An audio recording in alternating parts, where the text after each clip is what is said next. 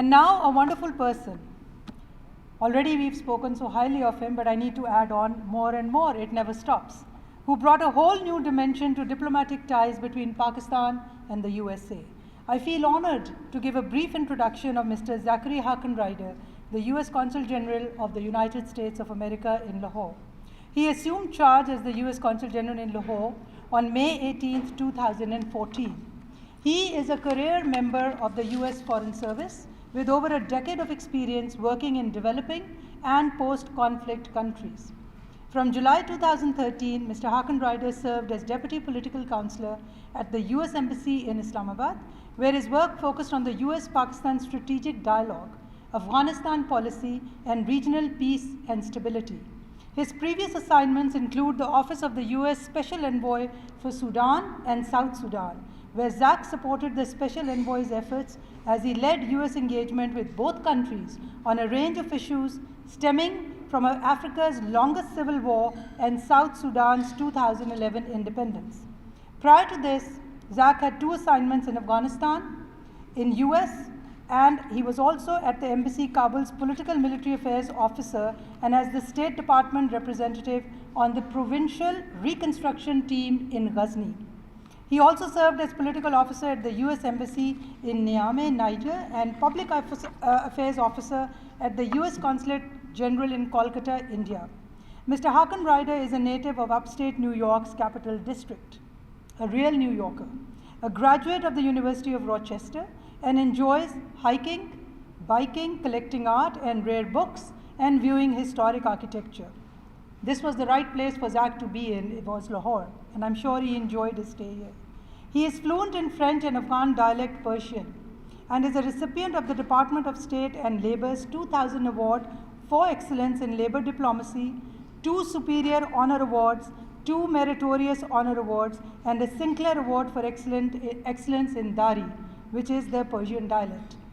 Zach and his wife Yukari, a former UN official originally from Tokyo, Japan, are the parents, very proud parents, of a young boy, Tomokazu, I hope I pronounced that correctly, Tomokazu Lawrence Harkenrider. I invite him to share his thoughts about Pakistan with the audience and the impressions that he will take away with him from Pakistan. Please put your hands together to welcome Mr. Harkenrider for a few words to the audience. Thank you.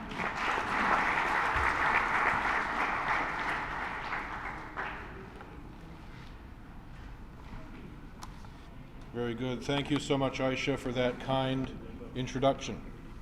Let me take a moment to organize myself amidst this proliferation of microphones. One of the signature initiatives of Pakistani's vibrant media growth is the proliferation of microphones at every podium, but we welcome that attention. His Excellency Malik Mohammed Rafiq Rajwana, Governor of the Punjab. Mr. Ibrahim Qureshi, President of the All Pakistan Business Forum. Mr. Khalid Rafiq, Chairman, APBF. Mr. Maz Mahmood, Secretary General, APBF. Professor Dr. Hassan Sohaib Murad, Rector of the University of Management and Technology.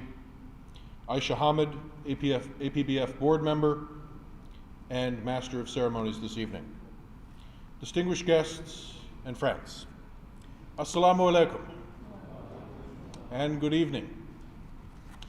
I have prepared some formal remarks to deliver to you this evening. But before I subject you to that, I just wanted to say a few things off the cuff and from the heart. First, it's been a privilege for me to serve in Pakistan for 3 years. Most of the American diplomats who come only stay for a year, maybe 2. I had the opportunity to be here for 3 and to take a true education in your country. And I appreciate very much the hospitality and the kindness that everyone has shared with me. As Aisha said, I'd served in India and Afghanistan earlier in my tour, but coming to Pakistan was a great privilege and a great opportunity for me to learn about another vital U.S. ally in this region. And I'm deeply grateful for the hospitality that everyone has shown to me, including the hospitality that I've received tonight. If all of these pages boil down into one thing, let me just say at the top what it is. Pakistan is an Asian economic success story that is waiting to happen.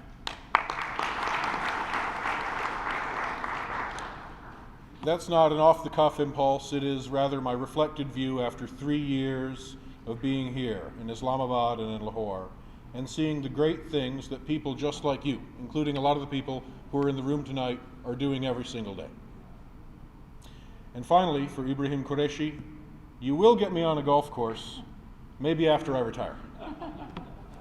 So let's get into it. At the end of next week, I leave Pakistan after a 3-year tour split between Islamabad and Lahore, with a brief stint in Peshawar. Before going, I wanted to share with you my reflections on Pakistan and on the US-Pakistan economic relationship. And what better place to do so than before a meeting convened by the All-Pakistan Business Forum. Since its inception in 2011, APBF has worked for a strong and prosperous Pakistan. I would contend that a new narrative about Pakistan can now arise and can start to move those statistics in a more positive direction. If emerging market precedents afford an indication, I suspect that this new narrative will arise first in the minds of the people who know the ground realities best, people like you, Pakistani business people. It will then spread to the Pakistani diaspora abroad, whose talents and experiences can be leveraged as the entering wedge in international investment in Pakistan. Finally, I expect international investors to sit up and take notice of these dynamics as well. That's what happened in India several years ago, and I observed it firsthand when I was serving in Calcutta around the turn of the 21st century. And I see the same potentially massive upside when I look at the US-Pakistan economic relationship today. So how do we get there? How do we capitalize on all of these good things that I've spoken of this evening to realize the attainable vision of a dynamic, growing Pakistan fueled by domestic and international investor confidence? Examples from the region suggest that you don't have to get everything right. You just need to get some visible and high-profile things right to capture investors' attention and to change the narrative. I would offer a few thoughts as a friend and well-wisher of Pakistan for the sort of moves that you could take that would capitalize on the great progress that you're already making. First, many companies I talk to note that tax policies can be inconsistent, changing when governments transition or when they face pressure to meet revenue targets. In addition, there are numerous examples of tax authorities targeting multinational companies for audits, asking them to prepay taxes, and aggressively enforcing tax liabilities, while domestic competitors escape such collection efforts. That sends exactly the wrong signal to the sort of international investors that you need to attract. Fixing it would send a powerful message that Pakistan is open for business. The ease of doing business indicators have a powerful symbolic role to play in defining any country in the eyes of international investors. I believe that Pakistan's ease of doing business ranking can be raised significantly via action right here in Punjab. Luckily, Punjab's dynamic government is already tackling this challenge head-on. The World Bank is working with the Punjab government on this issue, and the Lahore Chamber of Commerce and Industry has proposed specific changes to provincial law which would improve the indicators relating to starting a business, obtaining a construction permit, connecting electricity, and registering property. Some of these steps are low-hanging fruit. They could be enacted quickly without federal policy changes or great controversy, and have a dramatic impact on the ease of doing business indicators, and with it, a dramatic impact on investor confidence and investor perceptions of Pakistan. While Pakistan has taken steps to improve enforcement of intellectual property laws, including the recent launch of your first intellectual property tribunal right here in Lahore, there are still challenges to fully protecting intellectual property rights that lie at the heart of the 21st century economy. The lack of adequate patent, copyright, and trademark protection, in addition to serious shortcomings in the legal system, has led to extensive patent infringement and counterfeiting. Pharmaceuticals, printed materials, consumer goods, digital content, and software in particular have felt the impact, resulting in tens of millions of dollars of lost revenue each year. The lack of enforcement of Pakistan's intellectual property laws and regulations has discouraged foreign companies from introducing the latest technologies, particularly in the agriculture and healthcare sectors. This too can be remedied. Finally, business owners tell me that investment dispute resolution mechanisms are often slow and sometimes lack transparency. Companies note that disputes may take years to resolve and can shift between local and international arbitration courts. The lack of a consistent, timely resolution mechanism increases the risk to potential investments. None of these reforms, none of these challenges are beyond the capacity of citizens and leaders who have already done so much to overcome challenges that seemed so daunting just a few years ago. If you can apply the same national unity and sense of purpose to these fairly minor challenges that I just cataloged, that you have already applied with success to far greater challenges in security and in energy and in macroeconomic stabilization, Pakistan could emerge on the global scene as another Asian economic success story. This is eminently possible to do. The foundations of that success, I would argue, are already laid by the factors that I cited earlier in my speech. Those foundations are solidifying. I encourage you to now turn toward building on that record to achieve the sort of growth that will deliver a brighter future for all Pakistanis. The United States of America will stand by you in this as we have stood by you for 60 years, helping you to invest in a compelling vision of Pakistan's future, the outlines of which are already quite evident to me. Ladies and gentlemen, thank you for your attention this evening, and Khudafis.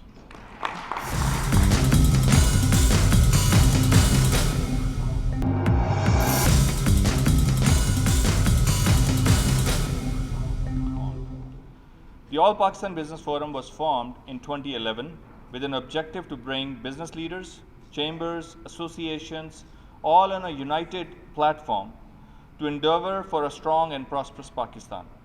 With sustainable growth, strong and prosperous Pakistan will ensure through effective policies followed in continuity, resulting in better quality of life for the people of Pakistan.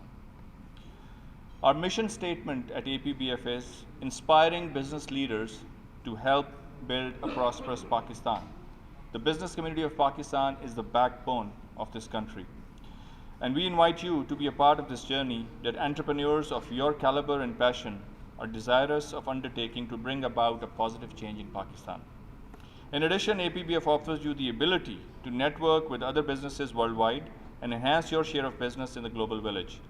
I'm proud to share that APBF has launched its overseas chapter, which allow Pakistani diaspora to engage in the economic activity in Pakistan and the growth of our country.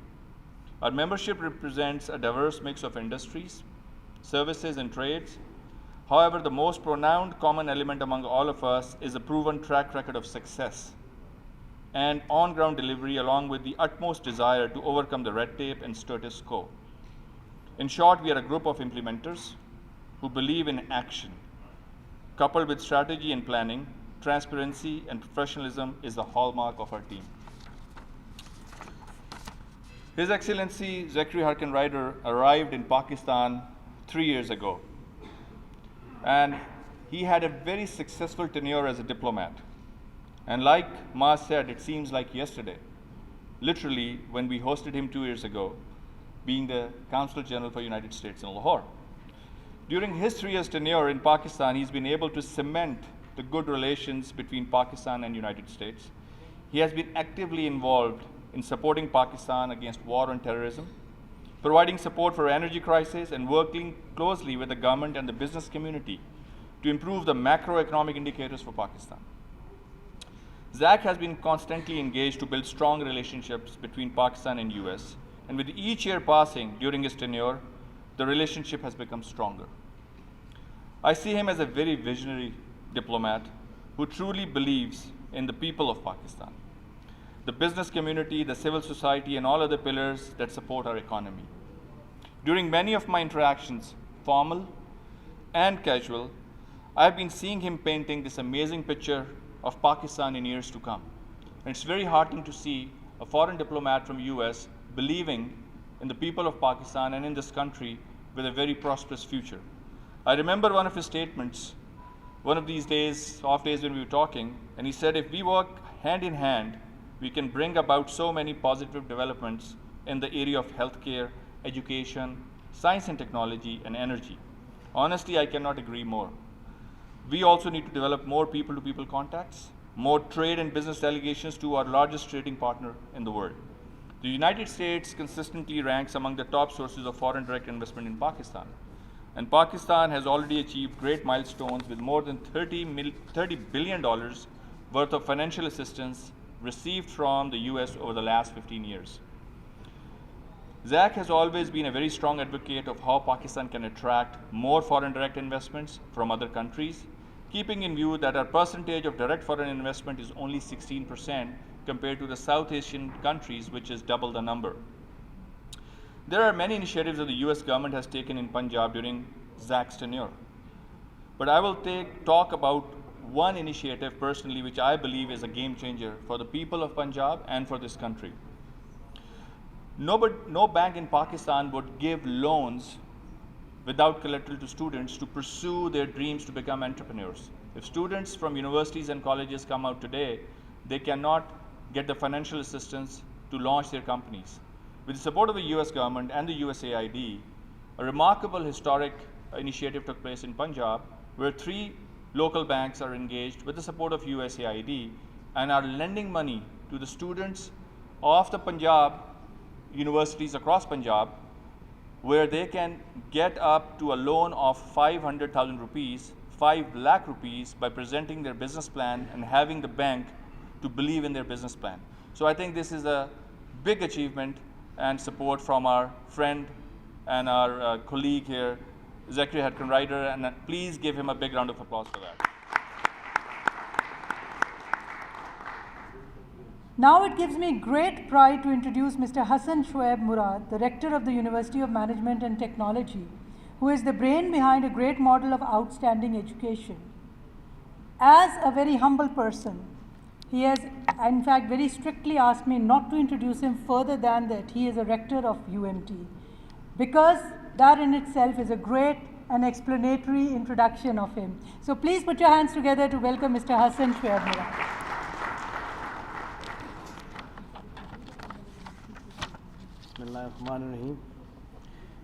Thank you very much, Zach, for providing us a very passionate, detailed, optimistic survey of how good we are and how good we can be. And your belief has further boosted our spirits, and we hope that we will be able to capitalize upon the opportunities before us, inshallah, in the future, and meet your expectations. Governor Punjab Malik Mohammad Rafiq Marwana, US Consul General Zach Harkenrider, Chairman APBF Mr. Khalid Rafiq, President APBF Mr. Ibrahim Qureshi, Secretary General APBF Mr. Mas Mahmood, distinguished guests, ladies and gentlemen, Assalamu alaikum and good evening. Thank you very much, Ibrahim, for allowing me this opportunity to share my thoughts and remarks on the occasion of Farewell to Excellency Zach Harkenrider. I presume this honor is not only on behalf of the University of Management and Technology, but consider it as related to overall sector of education. Ladies and gentlemen, the role of diplomats has assumed much greater significance and prominence in the globalized societies. By virtue of their commitment to the profession and their country, it is their responsibility to find opportunities for increasing cooperation and mutual understanding, to mind issues and challenges circumventing opportunities to build bridges, and to bind the ongoing good work related to wide variety of possibilities. I would also like to record my deep appreciation for all Pakistan Business Forum, under the auspices of which this function is being organized. APBF is an emerging, dynamic place to promote Pakistan as a country to do business with. I have had the privilege of going to Rome with APBF delegation, and I have found it very useful. APBF has successfully conducted the visit to New York as well. We congratulate Mr. Ibrahim Qureshi and leadership of APBF for bringing government, academia and industry together in a viable platform. He is motivated by a brilliant idea of setting up the Institute of Trade and Competitiveness. He has realized that the productivity and employment will increase only if we are able to sell abroad in newer markets. Ibrahim has an agenda to discover new markets, to access new technologies, to build new bridges, to strengthen entrepreneurs and entrepreneurship, and to do all of it in a highly scientific and professional manner. I would like to congratulate Ibrahim on this initiative. That this center is hosted and seated by UMT is a matter of privilege for us. This again speaks of the maturity of academia and their eagerness to boundary spanning. This is one area where we look forward to bring the world together. ITC would become hopefully an instrument to redress the downward curve of Pakistani exports in near future. Ladies and gentlemen, in the end, I trust that Zach would continue to cherish good memories of his brief stay in Lahore and that he may want to come back to this new homeland. May I also express my sincere wishes for his success and fulfillment in his new position in a new territory. London is a global city, unlike Lahore, and far from here. However, visitors to London cannot miss that Punjabi is second or third largest spoken language in England, and tandoori restaurants dot eatery lanes. Your eardrums and taste buds may not miss much being in London, and if you will allow, your friends can also come by to see you to reenact the scene. Thank you very much. Pakistan-US Friendship Zindabad.